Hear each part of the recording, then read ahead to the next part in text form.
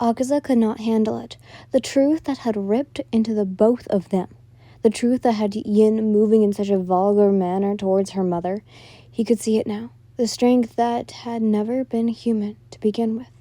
That had impossibly had been passed down. A mix. Demon and human. A half-breed. And Akaza could do nothing but kneel, could do nothing to help the woman who carried his heart in her small, sacred hands.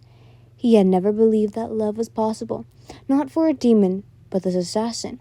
He had remembered something in those moments with her, something that hadn't entirely formed from his life. A different time where he had felt the same towards another. He could not remember who it had been, or what she was like, but her name. But as the truth was laid out, sprawled from the witch and the king, there had been a flashing moment, where a set of eyes had surged forward, a memory that did not feel real, even if, in his heart, it demanded that it was.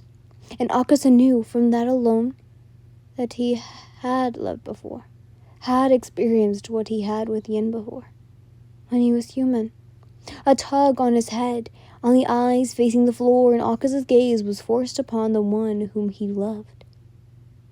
Who he loved now. As if Muzan himself wanted to watch what he had created, what her father and mother had created. It explains so much.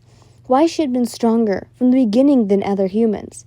Why the burden of becoming an assassin had fallen onto her at such a young age. The lies, woven in with the truth. The demon had once been by her mother, only laughing before directly the mighty blow of her daughter. His king did nothing to stop it, allowed Yin to fight. She was a whirlwind of steel blades that would do nothing against their kind. She slashed downwards as her mother backed away, dancing. It was a dance between them, the same way it had been when she'd fought Doma. Yin roared her defense, as if remembering it something with herself. Another slash met with the second one, only centimeters away from the previous one, a double strike that Akaza himself had taught her. Blood sprawls as her mark hit, tuned and cleaned, and even his own blood had run cold at the sight, at the lack of emotion written on her face. A life of lies. That was what his assassin had been put through. Akaza wanted nothing more than to help her, to rage against the world with her, but could do nothing. As invisible strings echoed him to his spot, as if anchored by some heavy metal. But he wanted to be there, because she didn't deserve it. The devastation and rage. She had never deserved any of what had been bestowed upon her. Perhaps that included meeting him as well. Muzan himself hummed in amusement, watching the two women gorge at each other. Yin was strong. She had always been an assassin from the very beginning, even before the training. But her mother had taught her those things, had anchored and arched the training. But she was now a demon. His assassin would not win, and he could do nothing to get her out, to help her. And so Akaza could only stare in horror at the devastation unleashed before him. Those wounds Yin both received and dealt with her blades, the blades that would do nothing against the immortality of the demon she fought. "I'm surprised," my mother said, jumping back from the upwards kick I had flown towards her revealed torso. "Had you never guessed where I learned the master of martial arts from?" I growled, swinging at her. "I don't care." It was true. I don't care. Not about anything or anyone, save for Akaza. Akaza, who was mine, who had been mine from the very start. I looked towards him, one glance to fill his eyes filled with such pain as they watched me be torn apart after every strike, a single glance in each as our eyes met. Our eyes, the way had committed from the very start, as I relayed my message within him, hoping he would understand. Fight his hold and get out of here, run and forget about me. Everything ached, and I was tired, so tired. "I'm sorry," I silently said to him, because I was sorry that in the end, it had all been promised time between us, time promised to the demon who held his bonds. I could see his eyes welling, his body strained with the effort of being unable to move, and Akaza began to shake his head. I tore my gaze away, eyes burning as it took everything in me to deflect my mother's blow. My sister's room was now in a shambled mess, scattered furniture, walls, and windows broken, everything beyond repair. I caught my mother's arms in a hold that she had never learned, twisting so hard that even her bones cracked at it. She roared, her teasing smile and remarks gone from her face as her own rage began to take over. Good. Perhaps I could take her down with me, to buy Akaza whatever time it took for him to free himself. My father had broken free. Akaza could save himself here and now and live a life of eternity. He would be a damn fool to put his life at risk for my own mortal one. Half mortal now. I'd always been. The room was still coated in blood, from the walls to the floor to the bed, and something caught my eye then. In that brief moment I'd used to source the area, to find anything useful. A flicker in the heart of rage as my peripheral vision caught sight of it. A glimmer of metal underneath the bed. Hidden. Understanding drawn upon me, though I could barely from the thoughts before I drove for the bed, crashing into it as my mother followed in suit, her anger shimmering off of her, the bloodlust getting the better of her as she ran towards me, teeth sneering as she flashed them at me. I waited before my move. My eyes began to blur as then trackled my mother, my own nails sickening into her cheek, down her face. She shrieked, the two of us falling to the ground as the wood beneath us crackled and split. I pinned her, throwing every ounce of my strength into the movement. The weapon I found under my sister's bed was sharp and against my side. I heaved, hoping Akaza was biding his time, finding a way to save himself from what was to happen next. Her body, half buried under the wood floors, still shattered around us. I snarled down at her, and I knew that nothing mortal lingered on my face, and that she saw every part of the demon she had bred into me. Her eyes widened, ever so slightly, as she paused. I slammed the dagger into her shoulder, embedding it into the floor. She cursed, her teeth revealing in her cry of pain as I forced another dagger into her other shoulder, the sound reverberating against the blood-soaked walls, wounds that would heal, but would mold against the dagger, keeping her trapped beneath me. She panted, and I savored the look on her face. Sat atop of her, I smiled, the cold and brutal smile that had been created just from her, just for this moment. Even Muzan and Akaza had seemed to pause their watching, or perhaps it was my own aura that paused in that moment. I threw my arms wide, my grin nothing but sickening, a grin she herself had given me all these years. A master of death. You wanted to see what would happen if father's blood mixed with yours, I said. Well, beyond mother. Her own body was drowned in the shadow of my own. Look at what you have done to me. What monster you felt the need to create. She grunted against the impact of my daggers, snarling up at me. You bitch. My smile dropped, and I felt no fear as I brought my face closer towards her own, to face the one I had grown into the next decade of my life, a decade I would no longer have. You have destroyed everything, every part of my life that had been important. The icy rage flickered, if only for a moment. You were never important. You were near nothing but a tool of my own. Her eyes flashed, and the memory of years ago, when she would say the same things to me, flashed before my mind. I had been so scared of her, back then, so utterly terrified. But now, I was not. You will not be remembered. You will have no mourners, and you will drift away on the ashes that will carry you into the depths of hell.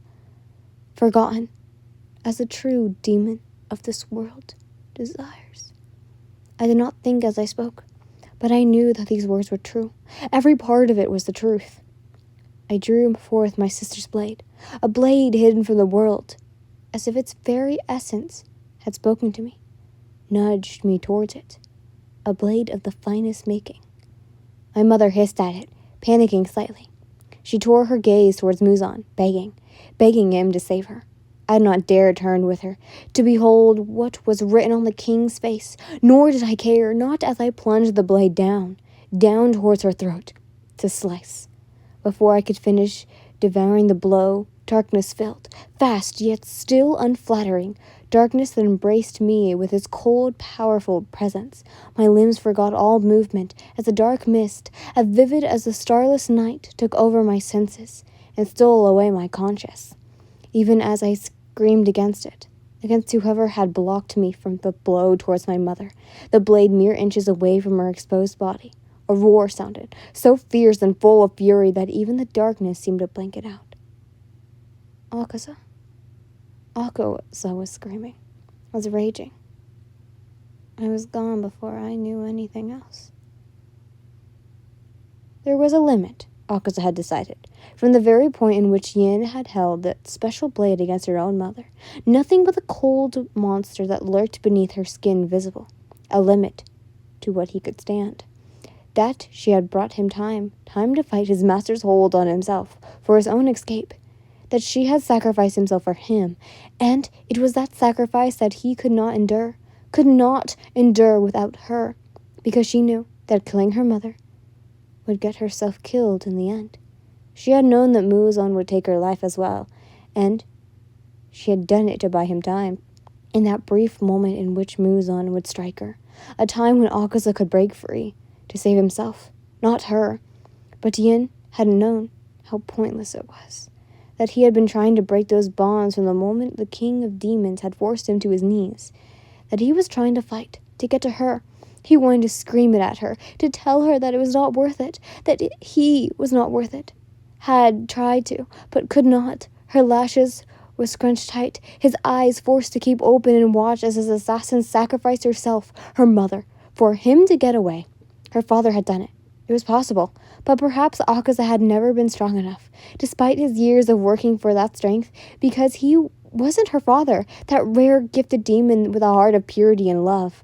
Akaza could feel Muzan's sadistic joy in watching Yin sacrifice herself, because he knew that his master was allowing this to happen not to punish her, but to punish him, to let force, to watch as the life left her hopeless eyes. "I'm sorry," she had said. Akaza from deep within himself pulled at the chains, locking him down, turning him to first demon to exist. He could have sworn the chains tugged back, mocking him. As Yin drew forth that blade, the blade her sister had hidden, Muzan chuckled, as if this was exactly what he wanted. No. This wonderful, hopeful spirit that had been broken in all of these years, that spirit that had been never fighting, never stopped.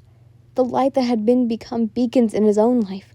Akaza had not dared to escape death, would not accept death of a woman he loved, not after Master Muzan himself had stolen away the one that had fallen for him all these years ago. In his own way, Akaza would not allow Yin to be taken from him, from this world. Akaza screamed against the bond, yanking on it with everything he had left in him, as Yin plunged the blade down, only for everything to stop. Every movement full of such rage, lashes, some invisible force. What happened? The Upper Moon 3 smelt the blood before he saw it. The slight cut on his master had given himself, as he made himself over his way to Yin, frozen atop her mother's broken form. And that was when Akaza realized that death would not be given to her, but something far worse instead. No! His king would turn her into a demon, into a monster, to live the miserable life he had lived for so long, a life in which she might never remember him at all. How he would not endure it. He screamed it, those words, screamed it with all his inner anger and his inner rage, until a snap sounded, a snap that cleared the world, like a tender of a rope breaking free. Akaza's voice found him, and he roared, the sound holding such defense that the building itself shook. Akaza screamed against the death that threatened the woman he loved. He would not endure it. Even if he would die from breaking it, Akaza screamed until the bond broke, his chest carving into that feeling. And Muzan Kibutsuji paused his work, turning towards him, and smiled. Hello everyone, this is After Editing Ray here. So I have to tell you that there is technically I think there's actually 2 chapters left if I am correct. So you're probably wondering, what am I going to do after this chapter? Well, I am planning on starting the final My Hero Academia and final Demon Slayer chapter before, I wouldn't say rebranding entirely, but going on to something new. Maybe just random characters here and there. But if you are wondering, what will happen to my other works? For example, I can't remember any Demon Slayer works I have, but there's a lot of My Hero Academia works that I've still yet to finish. And you're probably wondering where those will go. Well, I will still work on them when I have an idea. I am really sorry for the late updates for those because, one, I haven't had any ideas for them and I feel so bad.